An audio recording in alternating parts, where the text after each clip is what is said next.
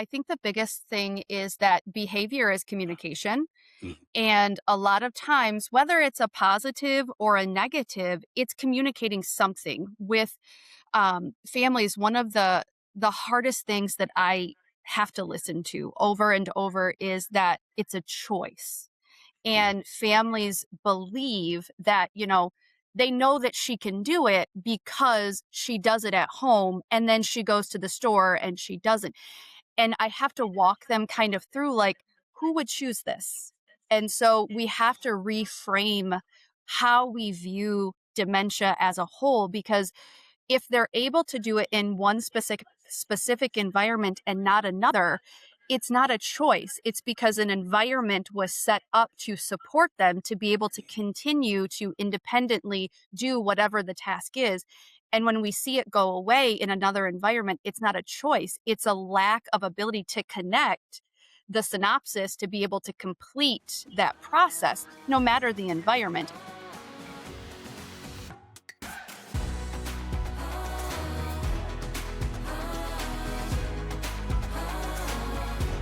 Hey, Kevin Hansen here. Thanks for joining me for another Create to Connect episode. Today, I've got someone on with me who I've known for some time. Nicole Haney has been someone that was a client for a company I used to work for. She's become a really good friend over the years. She's had quite a bit of success in a few different channels related to home care, home health, and other things related to senior aging and their growing needs. And now I'm happy to introduce another thing that she's bringing to the industry, something that is very personal to me because my mom had dementia. And so anytime I see someone trying to make headway in this space and make improvements to this space, I become incredibly biasly interested. And if it's someone I know, I'm going to tell you right out now, I've seen Nicole in action. I've seen the things that she's been doing and hearing her stories for some time now. And I'm excited to learn more about this BrainWave program because it's something that I'm just seeing her introducing. I know she's been doing things behind the scenes with this for some time before she's brought it out to other home care businesses. But Nicole, thank you for joining. Thank you for spending some time here sharing this, because I know dementia is something that more and more people are struggling with as families, as our population continues aging. Excited to hear more about how this is making differences in the lives of families, the caregivers, and the teams behind the scenes as well, too. Well, thank you for having me. I'm super excited to be here. It's been uh, quite a few years we've known each other, and kind of sitting here on your show is now kind of full circle moment for us. Absolutely. Absolutely. And just a couple things too, like it's not that you're just doing this. You've taken your experience to help others out too. You're a fellow author. I've got my book behind me. You've got this one right here, Unapologetic Leadership. Both of them workbooks. They're not just Yes. reads. They are work along books. Something that's been really engaging. And I've seen a lot of feedback on that as well too. So again, you're not just like a one hit in the home care space trying to make a difference. Between the book, some coaching that you do, and now this brainwave program, you're really trying to support home care success that results in positive family and client outcomes. And that's just really exciting for me. So again, I don't know brainwave that well. I've seen what you've teased about it out there. I had some light conversations with you as you were experimenting on things and hearing how you were doing dementia care over the years as I got to know you. What is brainwave bringing to the scene is really the topic today, and how it can help businesses better differentiate themselves as a result of those experiences that they can have using brainwave and techniques there. Because I know there's a lot of experts out there in dementia. I know that every single one of them I've talked to, there's been good positive outcomes through there. And this is another thing that really helps bring to the forefront the understanding of the different types of behaviors people with dementia might have, the different approaches you might take to that to find better outcomes and better successes. So, just kind of kick off. I know someone with dementia, the behavior can change quite a bit. And that becomes probably one of the biggest challenges that has a family say, you know what, enough's enough here. I need some help. Right. So help the audience here understand how those behaviors change, what brainwave is understanding about those, and how its approach is helping in those situations with those, we'll call it erratic behaviors. I saw it with my mom, and I see it with others with dementia. How is this system helping approach that in that the various environments that those people might come across as they deal with dementia? Yeah, so with BrainWave specifically, it's been kind of one of the things that I see in home care specifically a lot is that home care is very siloed, adult day is very siloed, home health care is very siloed, assisted living, everything is very siloed in and of its own industry. And so Mm, when I was kind of working in the coaching space, I was working to kind of broaden those conversations and kind of get an idea that dementia happens in all of those clinical environments. And so there's a lot of really good dementia training out there. There are some heavy hitters in the industry when it comes to dementia training. But one of the things that I noticed was missing was an understanding of how to work with that diagnosis in the different clinical settings. Because mhm, in my adult day program, that scenario and that communication through behavior is very different than when you're working with somebody in their private home and you have all of these things that are, working to your benefit of familiarity of environment and familiarity of faces in the environment. mhm, When you start to get into unfamiliar environments such as adult day programming or transitioning somebody into an assisted living home, you have everything working against you in those mhm, environments. So, Brainwave essentially was created for all of the missing pieces that I've found in the other dementia programs. There's, like I said, great programs out there, but there's missing pieces in each one mhm. that I've kind of observed over the years. And so Brainwave kind of takes what I call the missing middle and it explains how to work with behaviors in adult day, in residential assisted living, and how to really set the environment, the caregiver, and the individual up for success, no matter where they're at in that continuum of care, and also how to work with that individual. Because my bigger mission is to get people to understand that a full continuum of care is really what we need in a senior care industry, not Mhm. just home care, not just assisted living, but how do you get success for that individual and the family throughout all of those environments and make it so it is a successful transition from one setting to the next. Yeah, absolutely. And I know it's challenging enough just even in the home sometimes with that recognition and some of the confusion, time of day might have a different behavior. I just remember with my mom, she struggled enough at home to recognize the people that were around her. If we took her somewhere else, there's times she'd feel at ease and other times she'd feel really uncomfortable. And I'd ask, hey, what's going on? And she's like, am I supposed to know these people? Right. Because she was starting to doubt herself because she was aware, on good days that she had dementia. And then on other days she wasn't aware, but the days she was aware she had dementia, she looked at people and like, am I supposed to know them? Like, am I forgetting them? Like, cause she didn't want to, she was a very big people person and she always Hmm. wanted to acknowledge people. She felt like it was kind of a blessing on others to know their name and to interact with them positively. So when she couldn't, and she wasn't sure about it, it created a lot of problems. So from one place to the next, there's all kinds of different things happening Hmm. in that mind that could either trigger or create cause of concern or problems for them. And so, absolutely, it's something I saw from home to church to doctor's office. Like my mom was very different in those different settings. Hmm. Hmm. Yeah, it's very common, and we see that um, folks with dementia, the thing that is just intriguing, I think the disease itself is just intriguing in a very sad way, but also there's so much that we can learn from people with dementia if we stop focusing on the diagnosis Hmm. itself of dementia and really focus and pay attention to the things that are still left, the person that's still there, um, even when the diagnosis is present. And a lot of that is, like you mentioned, we see different personalities or different traits coming to the forefront in the different environments that we place people in. And so that's one of the main concepts of brainwave is understanding the environment Hmm. and constantly doing environmental scans and watching the environment and how that person is showing up in the environment is really important on, is this going to be a positive outcome for that individual or a negative? And if it's a negative, how do we identify the triggers before they happen? Absolutely. And with that intrigue that you talked about with dementia, a lot of people are interested in it, looking it up. With that comes a lot of misconceptions. A lot of people don't understand it. I know we had very many conversations within my family about what kind of dementia she had, what the ways were to approach dementia. I had a little bit of an advantage because I've been, at that time, 7 years, what I call home care adjacent.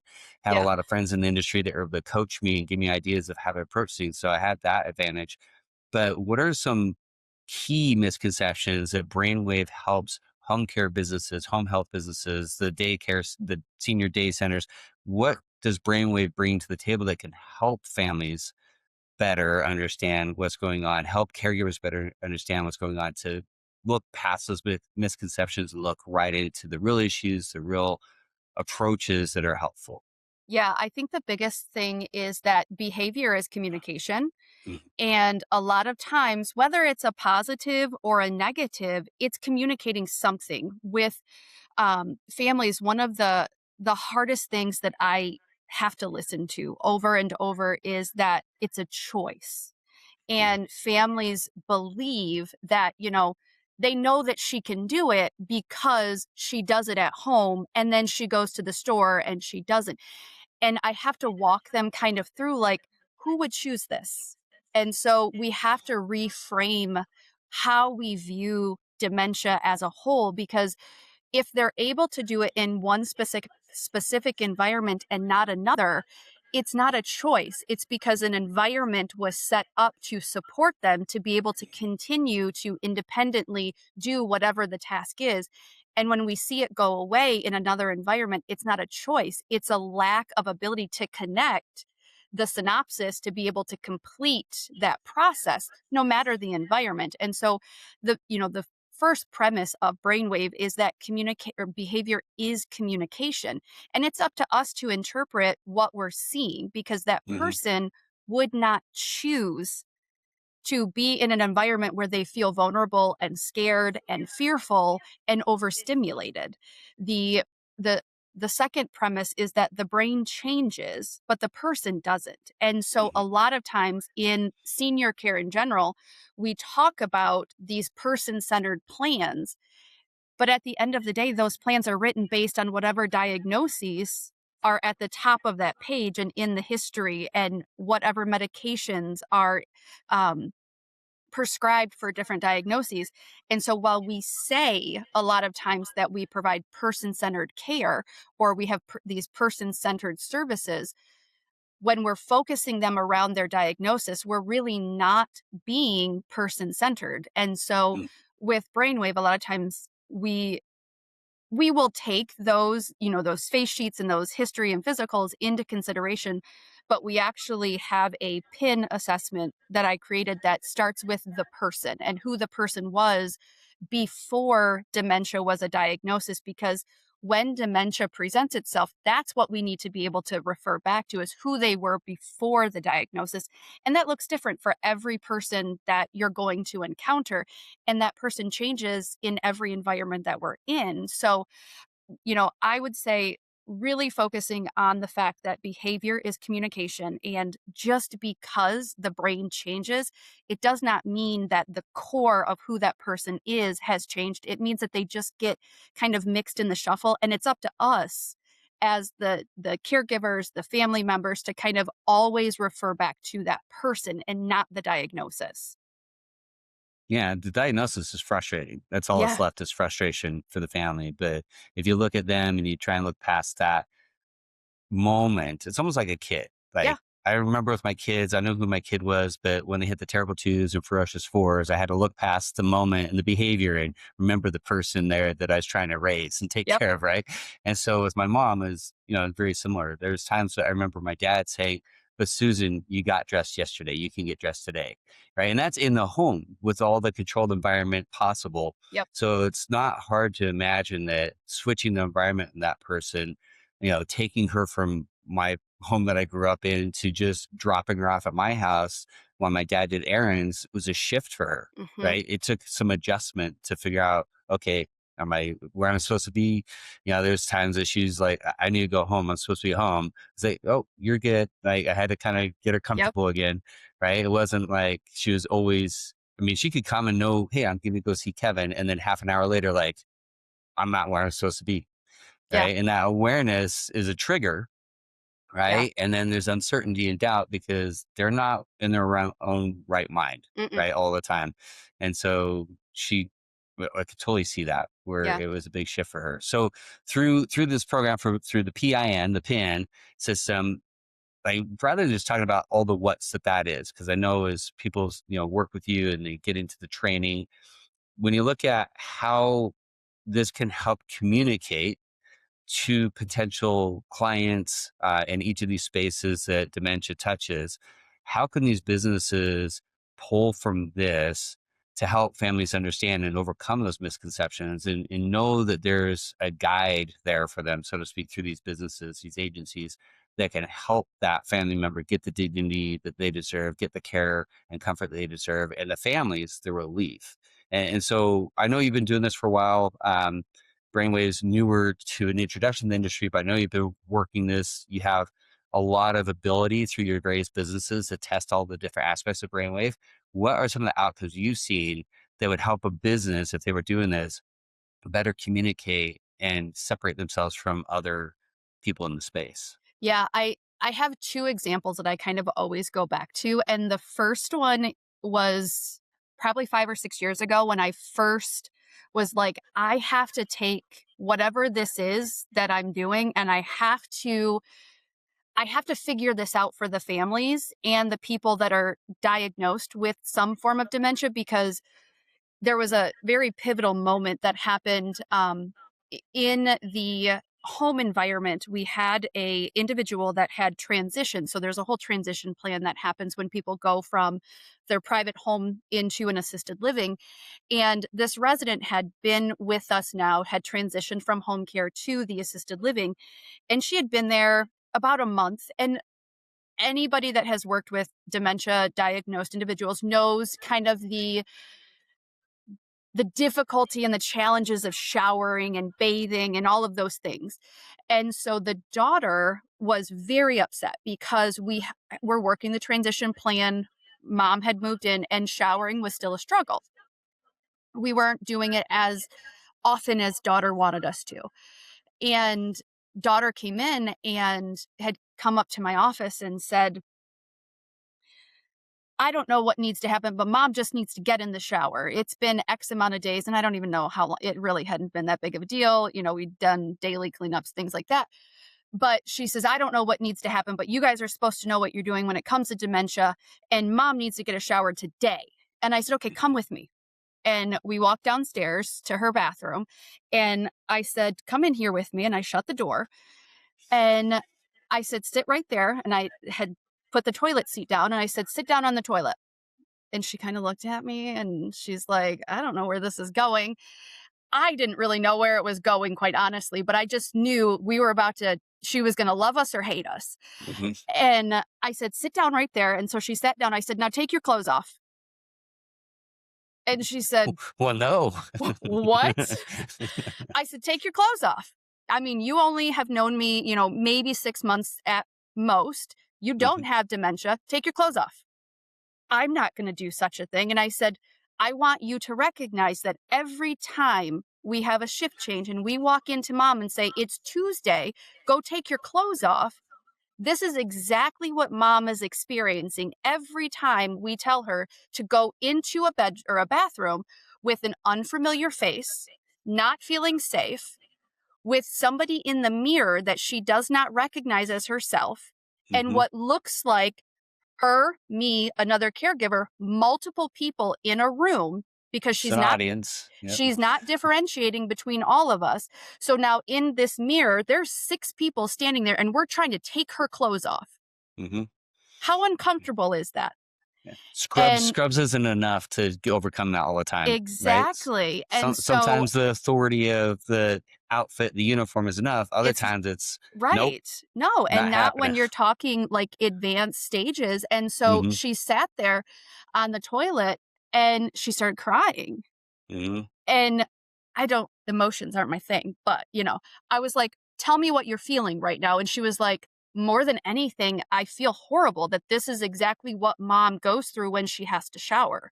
Yeah. and I feel horrible that I thought that you guys weren't doing what you were supposed to do. And so kind of leading families through what that actually feels like for somebody with dementia. I mean, we can do all the dementia simulation in the world, but to actually sit them in the environment and feel what that feels like with a complete Yeah. stranger doing these things, it's a very eye-opening experience. And it was that very first experience that I pulled back to when I was like, this has, this has to become a thing. Yeah. And for her, the outcome of that was the patience that she developed with her mom were significant. It was like that moment changed how she viewed her mom and her diagnosis, and the communication changed, the patience changed. They were able to really kind of develop a new relationship moving forward because she had a different understanding for the disease and the diagnosis that her mom was struggling with, because it's really hard with dementia.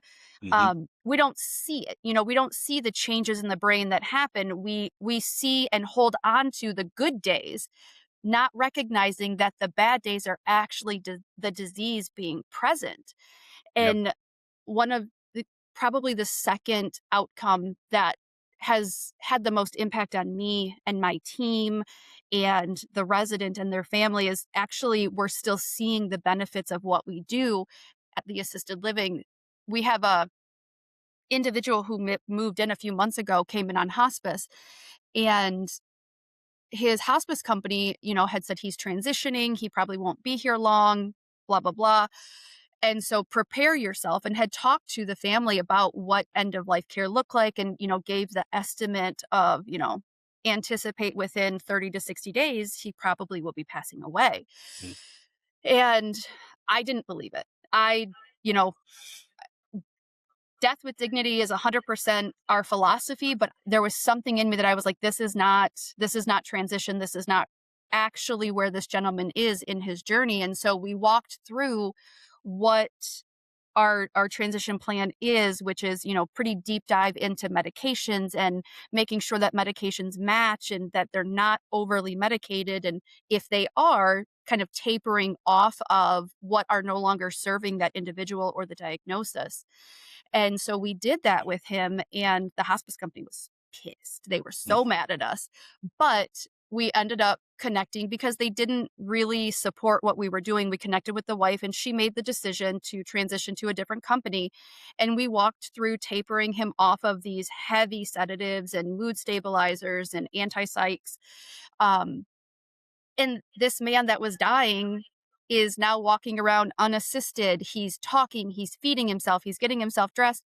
We found out last week that he's going to be graduating off of hospice because he was, in fact, not transitioning. He was just over medicated. And so Mm. while we're not curing his disease, we're giving him a quality of life that he deserves. And we're giving his wife a glimpse of what true dementia with dignity actually looks like, because she's Mhm. not fooled in thinking that, he's going to turn a corner and not have dementia.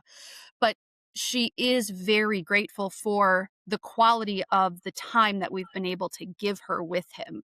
And that, I think, is something that, it, that doesn't come through any text on a piece of paper. It comes through really knowing your people and taking the time to look beyond the diagnosis of whatever their dementia is and really understanding them as a person.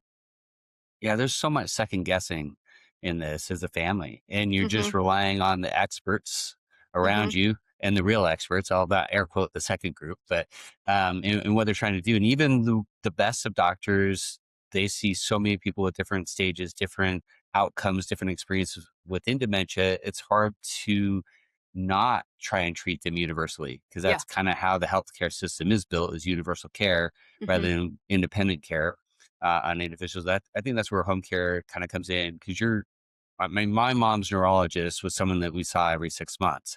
A caregiver we're going to see all the time, Yep. right? Pretty consistently. What regardless of what their environment is, if it's a senior Yep. day center, or if it's an in-home care, or if it's a living facility Mhm. or community, they're going to have more exposure to that person, get to know the heart of them rather than just, again, the diagnoses and the medicine, Yeah. right? And what you're going to treat them with. So that's incredible. And it can change. You can have those moments of and sparks of good days versus bad days, depending on how you respond to those Yep. behaviors, right? As an individual, as a team, which kind of brings to another point is I was talking to my dad probably about 3 months after my mom passed, um, and he's my dad loved my mom. He's just not a very emotional guy. He just kind of talked about things very literally. But this is a breaking moment for him, I think, since a kind of a mourning thought of my mom. He's like, yeah, the other day I was just reading through the last 2.5 months of messages between all of us. And there's just so much going on. I can't believe how much we got through. I must have been on autopilot. I have no idea how we did all that. There's so much you could write a book, which, shameless plug here. I am writing that book right now. Good for you. Because it's insane. Like what Yeah. we went through in the lessons that we learned in the 2.5 year diagnosis time and the couple years before that we were thinking something else was going on with my mom, Hmm. beyond her other diseases she had before dementia came in. It was Lewy by dementia. There's just so much, and it can be overwhelming and exhausting. And I saw Yeah. that exhaustion of my dad. A neighbor of my dad's commented, and they've lived in the same neighborhood as long as I've been alive. And he commented, "I've seen your dad age more in the last 3 years than I've ever seen him age." And so, to that point, your families are exhausted Yeah. by this. It is tiring. There's so many emergencies. I remember just trying to obey the speed limit, heading down to my parents' town to bail out my dad or get my mom back home from wandering around the neighbors. All these things that can come up. 10:30 at night, pounding on neighbors' doors, asking for them to let her in. She's lost, right? Um, it's so exhausting. And Yeah. so when you look at this and what Brainwave is hoping to bring to the situation, the experience, what is there that's added that home care owners and different people in the space, hospice, senior communities, senior daycare. What is some added things that you hope that they're able to bring to those families through Brainwave that can help them feel like some of that exhaustion just isn't going to be as necessary anymore? There's something for them to hold on to and work through. Yeah, I think a lot of it is, like I said, there's really good dementia trainings, but a lot of it is really, a lot of it's fear based. Mhm, A lot of the dementia is once behaviors have happened or once a decline has occurred. With what I'm hoping to bring with Brainwave is a understanding. So there has to be a connection, a care team. And I tell families all the time, like, you know your person. 100%. You know your person better than I will. You've had a lifetime with your person. I know the disease. So let's educate me on your person, and mhm, I will educate you on the disease. And part of what's built into it is required care connection. And so we talk about, this is how we're seeing the disease present itself. Talk to me in correlation to them as a person. What would that mean? What would that signify? Talk to me about what their muscle memory might actually be and why we might be seeing that.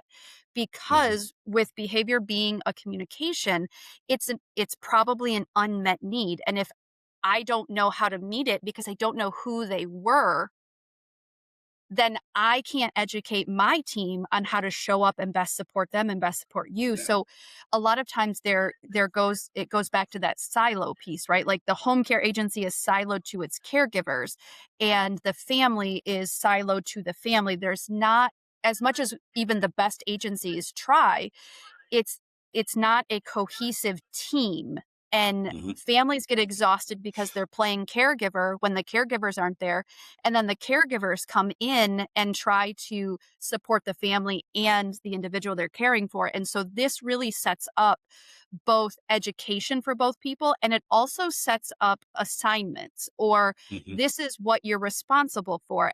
And everybody kind of gets a lane, and this is how they operate in the lane, and this is who is in charge of this aspect, and this is who's in charge of this aspect. And then we come together on a regular occurrence and we talk about, what are you seeing as the husband with your wife, and then this is what I'm seeing as the dementia expert with the disease, and how do we mend those two things together to understand that taking off in the middle of the night is not necessarily anything that you're doing wrong. It's the Yeah. disease that's happening. And this is how we read the environment as a dementia professional. So the need to leave at night isn't happening. And this is how we support them to feel safe so they don't Mhm. need to leave and go home. Or escape because Yes, someone invaded the home. Like, correct. my Yes. mom had some of the calls where it's like, "Call 911, someone's in my house," and it was my dad, but she didn't recognize the Yep. old man because she didn't recognize the old woman either that she had Yes. become, and so it can become quite a challenge. I love this aspect of it because I know you've heard me say this. The biggest concern I have about marketing and branding for home care is that there's so much humanity in it, but everything that they put out there is so sterile and tactical and technical and Hmm. how they do things rather than this humanity side. And if you're bringing this level of humanity to the care, going beyond the list and going into the person and caring for the person above all the tasks that have to be done, Hmm. right? Then you're bringing that dignity and humanity to the core that can come out. And I know there's times that I had to talk my dad kind of off the edge. Was like, "Your mom hates me." It's like, no, she doesn't hate you. Yeah. She doesn't know who you are right now. And that's not on you. It's not on her. This isn't like, just as much as you're not Larry right now, she's really not Susan in this moment. Right. Right. With the behavior coming out. Yep. Right. This is not her typical behavior. And so it's kind of hard to judge that. And so having a care approach that helps recenter the family back on who they're actually trying to honor and continue with dignity with and take care of. Man, it's it helps you just hold on to those aspects of who they were to cope through that better. And if you have that, you're going to approach it way differently when Yeah. when you're not treating the villain of the disease. You're still caring for the person who's also suffering through that as well Yeah. too. Yeah. And a lot of times in, home care specifically, um, or even assisted living, we start a lot of these things for a legacy person. A lot Hmm. of us have started these businesses because in my instance it was my grandpa. A lot of other home care owners that I've talked and coached with over years, it's because of their grandma, their mom, their dad, whatever Hmm. it was. And so we set all of these standards in honor of, but it's really procedural. It's really Hmm. operational. It really doesn't give anything to who the person was that we started all of this. And Yeah. so when our operations match a business centric model, that's great. But it doesn't leave room for that person to continue to come back and to have a real legacy in the Hmm. agency or in the home. And so a lot of what we do in my agencies is when we talk person centered care, it really is going back to how would I want somebody to identify or address a stressful situation with Papa if this were Hmm. him? Or how did I do this when I was taking care of Papa and it worked? And what did I do when it didn't work? And when Yeah. you have an industry that's built so much on people, it's very easy for owners to be able to say, okay, like I've got my operations, I've got my strategy, all that set up. But when I talk to the people in my agency or I set up what I want care to look like, and they have an avenue to do that, then they can say, this is how I would want my mom to have been treated or my dad Hmm. or whoever it was. And that's something I think that we're not doing in this industry, in any senior care industry, or there's so much senior focus, but it's really broad and really generalized. And what we're doing every day, and I tend to go back to Tustin House on this. Hmm. Um, Tustin House, in everything that we set up, in every plan in the process and every piece of the transition, it's based on a person. This is what didn't work with this person. This is how we make it better. This is Hmm. how Dolores would have wanted this, or this is how Sammy would have done this particular mealtime. And when you keep the actual person at the focus, at the end of the day, it doesn't have anything to do with operational standards. It really, really is truly person centered care. Yeah. No, it's an incredible way to approach that because it's more about the approach is more at the forefront on the person where you're consistent in researching the person. And then the tasks and the tactics and the hows, they're going to vary Yeah. from one person to another. You can't walk into the same case. Like the next person I ran into with Lewy by dementia is not my mom, and they're Right. going to need different things than my mom Yep. needed. right? And because my mom needed different stuff from hour to hour some days, right? Mhm. It's still just putting that person ahead of that diagnosis. I love that aspect of it. As you I know you're already doing this. So, through BrainWave, how are you basically redesigning dementia care? I know we've talked about some aspects of it, but kind of putting a cap on it. How do you feel like as you've worked on BrainWave over the last 5, 6 years, um, how have you felt like you're just ground up redesigning dementia care for families and the caregivers and those struggling and suffering from dementia? Yeah, I we do it there's so much that we're redesigning. It it literally starts at the very basic concepts. It's everything, and it's all encompassing. Like, it's our home, period. When we look at what doesn't work in traditional memory care, people meet a locked door or a locked wing and they get anxiety because they can't go any further. So essentially, that's where we started, is how do we have an environment that isn't locked, that doesn't cause anxiety just by being here? Hmm. So starting with that, and then we know, like, we are what we eat. And so starting with everything has to be familiar. Everything, the food, it's not about what's easiest or fastest, it's what's familiar. And Hmm. so in our area where we're at, rural northern Michigan, we have a huge population of farmers. Our assisted living is in the middle of a farm field. And so they look out and they see familiar. When they sit down at the table, they need to taste familiar. It needs to be home cooked food. They need to not meet an exit that they can't go through. Hmm. And so everything is different. It's but it's understanding and really setting the standard that whatever that person needs is what that person gets. The word no doesn't exist, Hmm. because if it does, that's where we've messed up. We need to be able to redirect and re-educate, and sometimes that starts with us. Hmm. We have a resident with Lewy body, and her Lewy body probably looks completely different than your mom's does. Yep. But when we set up, like, we're in the middle of summer now, so when we set up our engagement, because she loves to be outside, if she loves it, the other 11 people that live there probably are going to love it too. So our entire activity program is set up based on what would this person want? She would want to be outside, she'd want to be gardening, she'd be wanting to go for walks. So Hmm. we're constantly changing and evolving to the population that lives in the home. And right now we have a very active population. So we've got a walking club, we've got, this gardening club, we've got a little healthy competition on the people that walk the most get a prize, or they get to engage. We have 3 former waitresses and a former lady that was the head of the food service at the local school. So everything is enriching for their day. It's not just, hey, we're going to make lunch. It's, we're going to sit down, we're going to make lunch together, and you're going to show me how you made your rhubarb strawberry jelly, because that's Hmm. a muscle memory. And through that, we're seeing that the level of aggression, verbal elopement, sundowning, like, we don't have those issues. Hmm. Yeah, because you're there with them in their journey, Yeah, rather than trying to force them to be something that unfortunately their situation isn't allowing them to fully be. correct.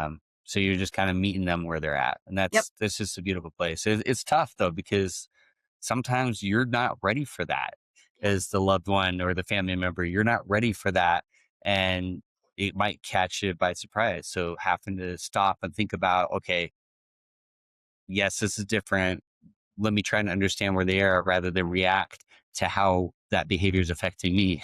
Yeah. Right. And that's a Yeah. tough battle.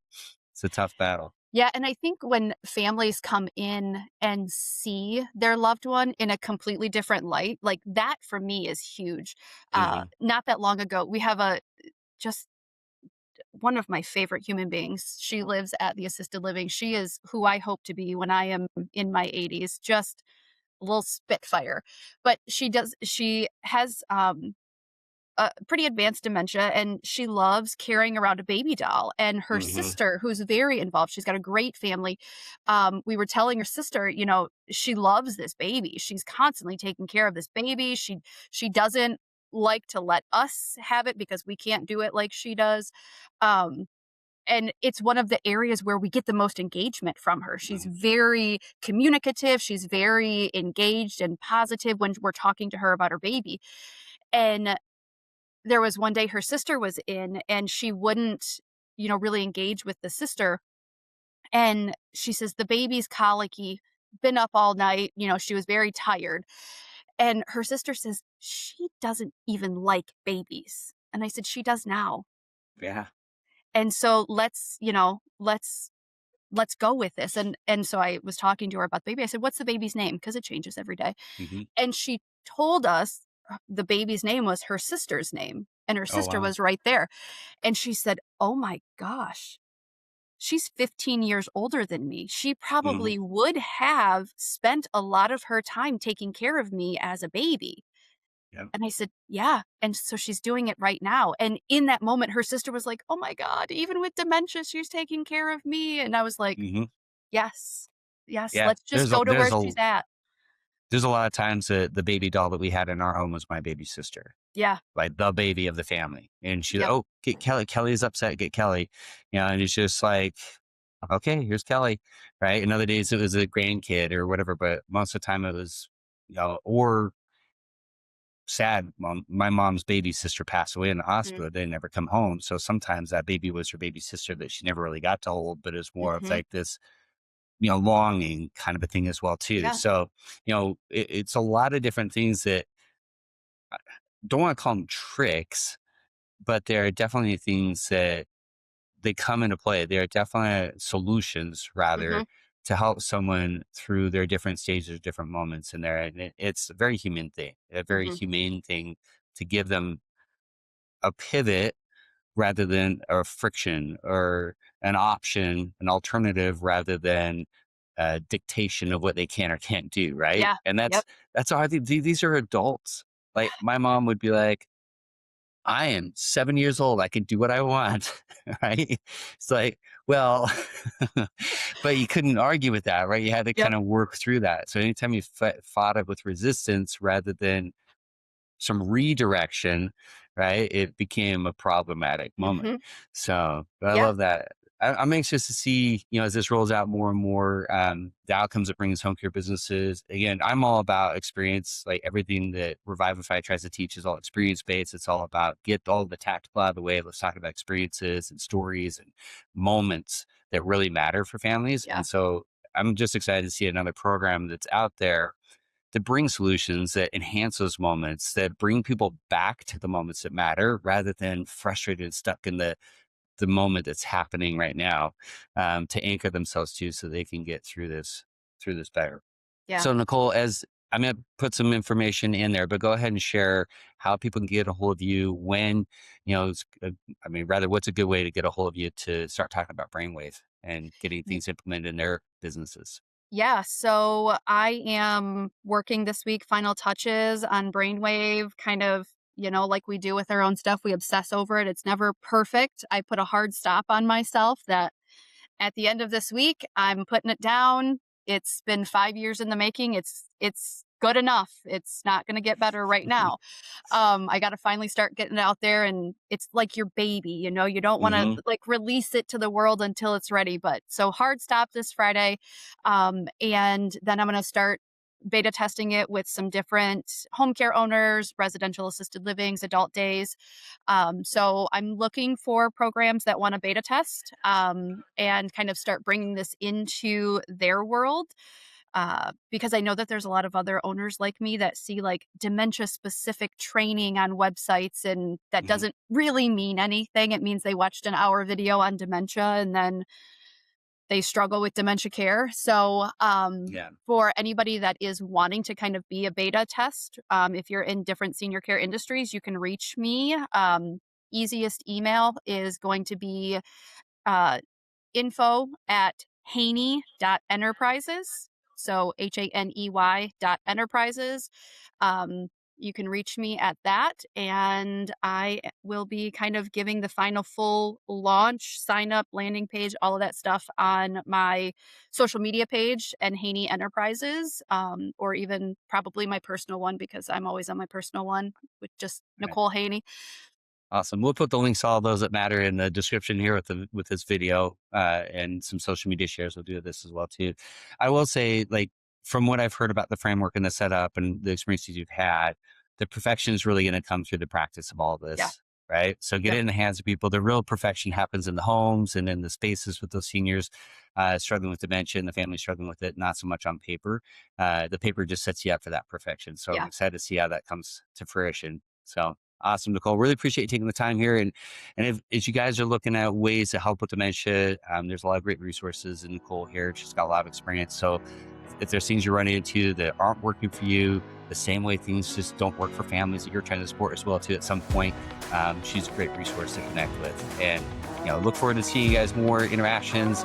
Look forward to seeing some of your stories and comments below this video as you run into on social media.